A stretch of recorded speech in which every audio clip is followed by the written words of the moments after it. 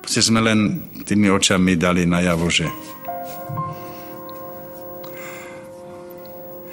je to veľmi smutné, ale to je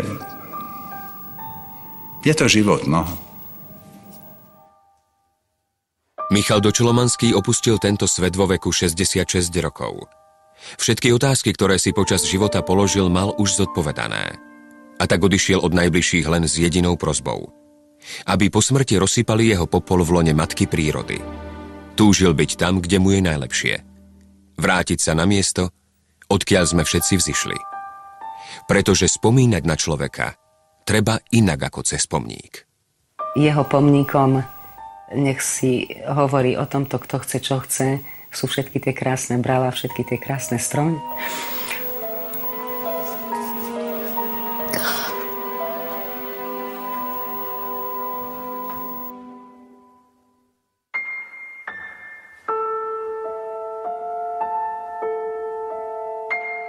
Ja nebudem smutná, pretože keď človek zanechá nejakú stopu, tak tá zostane.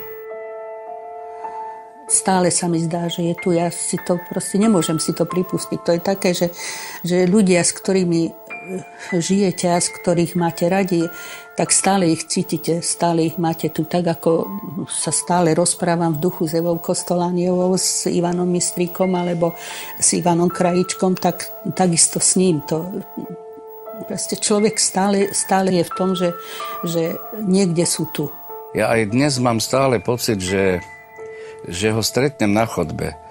Idem dole do bufetu a sa mi niekedy úplne zdá, že tam Mišo bude sedieť a zás mi povie nejakú hovadinu. Bohužiaľ, už sa to nestane. Jednoducho urobil len to, čo avizoval už dopredu, že dám výpoveď alebo nepredložím zmluvu a pôjdem na chalúbku do dôchodku. A tam budem.